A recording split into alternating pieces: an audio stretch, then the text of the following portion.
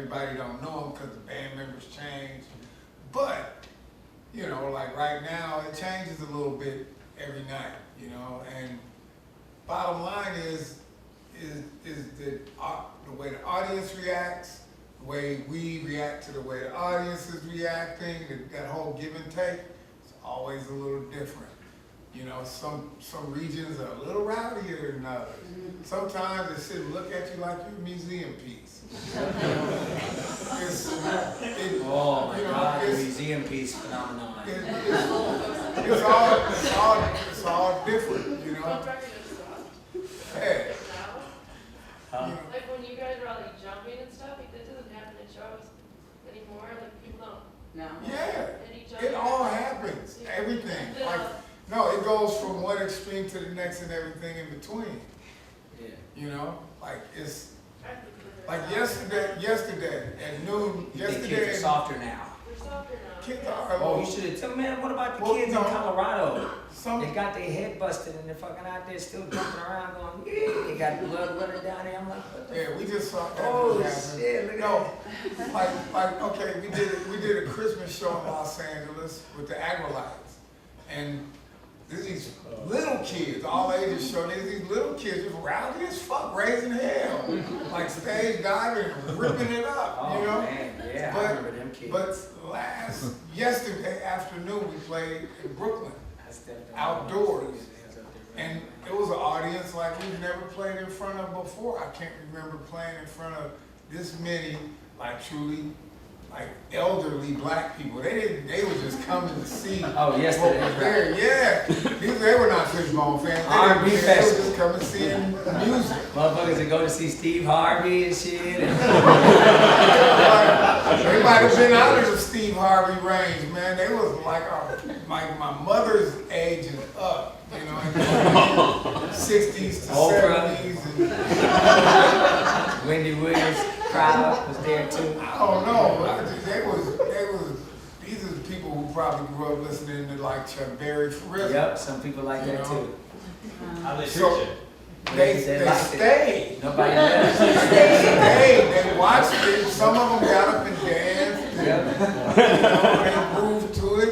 I got There was this one guy that just he didn't move, but he stayed transfixed to the stage. I was like, I wonder what he was thinking. Yeah. But that wasn't the whole of the audience. That's the museum piece phenomenon. But there was a bunch of people that were like, you know, 40s and under, you know, and little kids with their parents and whatnot.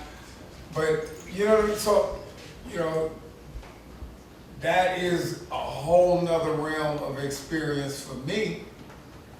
Because one, I'm excited to play for these elderly black people. I'm going like, whoa. I'm like, Oh my God, there was one lady out there that looked like Mom's Maybelline. She was back there, she didn't have no teeth, and she was like, what am I wrong? And I was like, that's what I'm talking about. You could reach that. yeah. You reach that. You can reach grandma and grandpa. Did you go easy on them? Or? Yeah. Actually, well, Dre and Jay didn't stage dive. Where in Brooklyn was that? I'm from Queens. It was downtown. It was in the little park, right? Oh, okay, but like the Fulton Mall kind of area? Yeah. It was like there's a courthouse right there. There's a courthouse like on just a block away. Well, that's a fair. And I don't remember the streets. But I just know the family court and the superior court is right there. You also played roll after that, too. Huh? You played multiple shows yesterday. No, No? just one. Okay. Just one. Just one. Just one reel. Yeah, I went to school at SUNY Brockport and helped bring you guys there in 1987, I think it was. And talk about diversity, you played with the Hooters, so that pretty much sums it up. But I just wanted to say thank you. The Hooters? The Hooters. Wow. His brother went with me, and now he's, how much younger are you? 10 years. 10 years younger, and now he's going to see it tonight for the first time. So that's good. it's beautiful. Thank you. Yeah. We were supposed to see you with Slightly Stupid a few years back, but then I called to see, I'm like, when's Fishbone going on tonight? And they're like, oh, they're not coming, they broke up. And I was like, Yeah. first time I'm going to see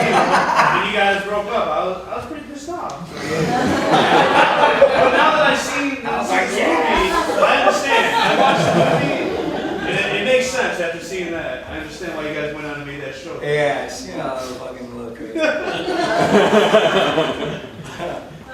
Yeah. I wanted to pick the roots.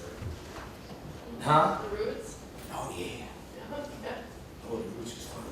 So did they really get in trouble for playing lion-ass bitch for? Yeah, they sure did. They took a bullet, man. That shit was like, they ran out there like this. Oh, right, fishbone, run.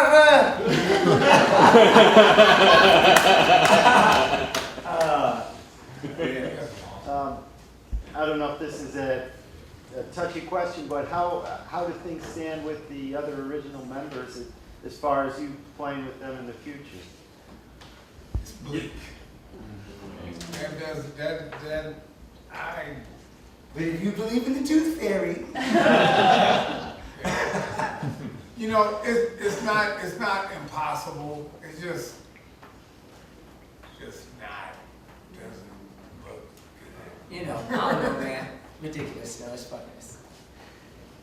You all have drinks with them once in a while, or you don't see them at all? You know what, really, we're actually being sued by the, Yeah, that's right. Tell it, goddammit, tell it. Shit.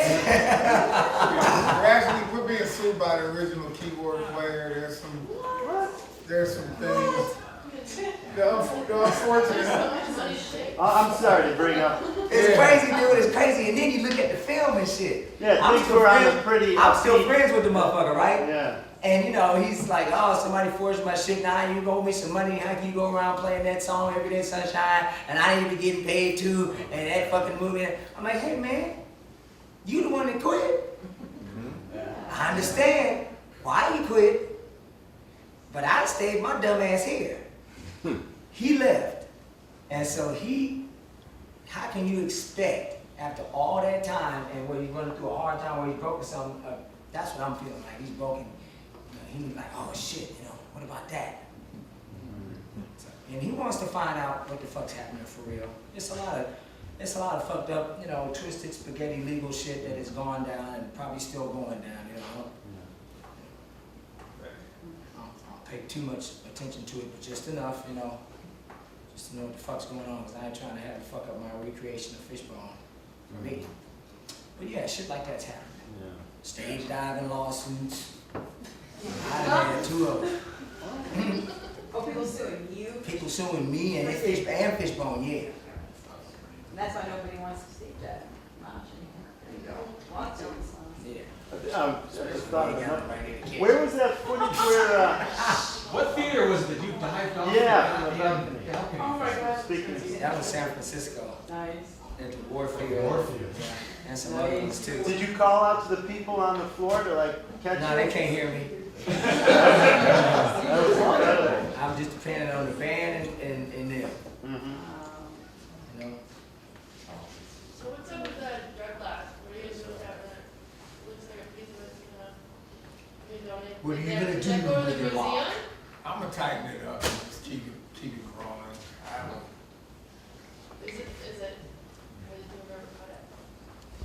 There's been a piece that has been cut.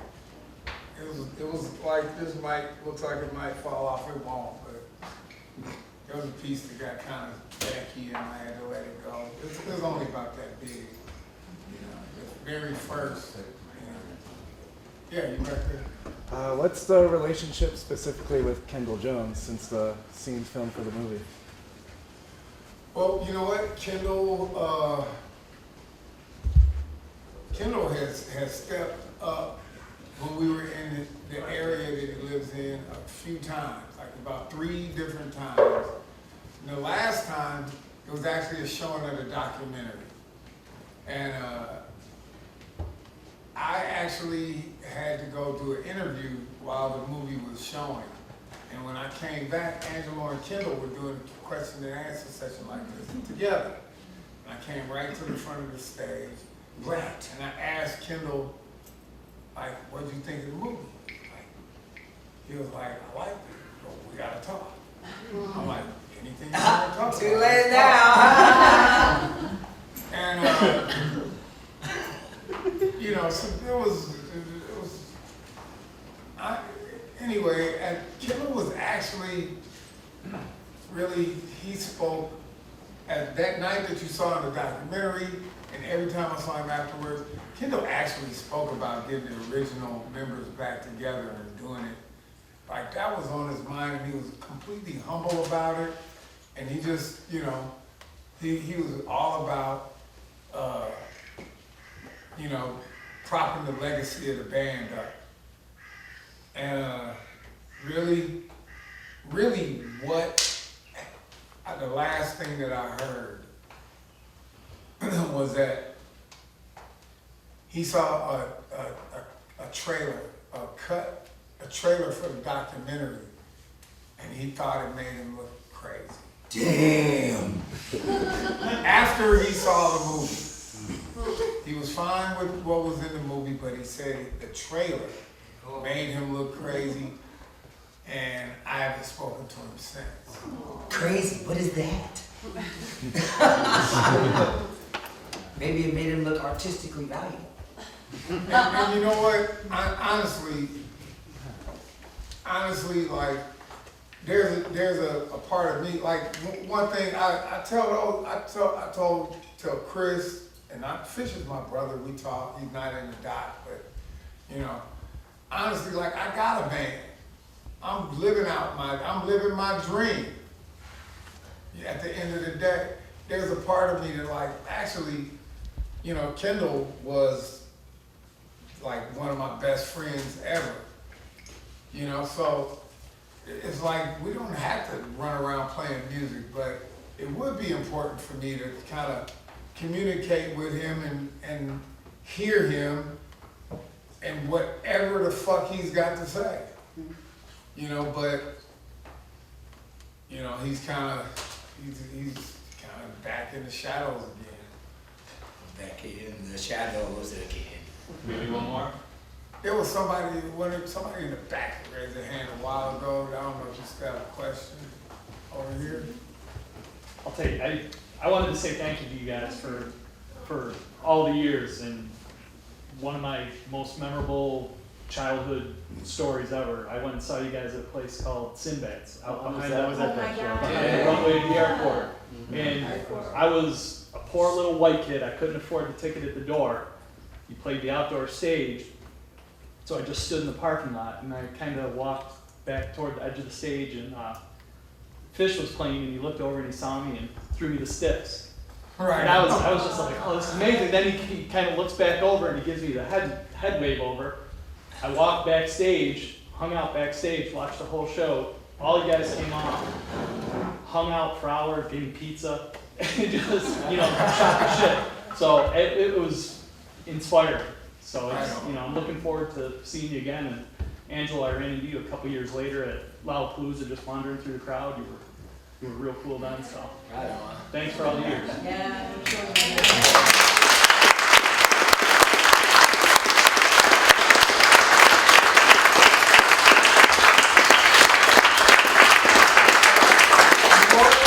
Thank you guys for coming and being curious enough to catch the film, but more so, like, actually, you guys have some awesome people and an awesome community that supports the art, and you know, continue to support this, what you have in this building, and the artists that make the city colorful. All right, I got a poem for you guys. Fishbone soldier fights the war of discrimination on the pigeonhole floor. Fishbone soldier on the stage of life to die once again for a rock and roll knife. Fishbone soldier holds in his pain so that in due time he can release his insane. If it wasn't for the remote control spoon-fed, the purpose of this soldier's mission would not be bled. Fishbone soldier's words of wisdom come from love and hope and hate. Fishbone soldier has a loved one, he leaves, she cries, this love won't die. Fishbone soldier is a trooper because controversy is his funky fate. It's always after the lights go down when the sharks of the press stop the battleground. Fishbone soldier fights the stereotype, say it loud, I'm familyhood proud. Fishbone soldier, depressed soldier, time is the villain, he must get bolder. With a head full of clubs, gigs, the war zone, he never really saw. The pit, the dance shit. It can end any day on the one. This is my music, this is my gun. It's like my reality, this is for fun. Fishbone Soldier.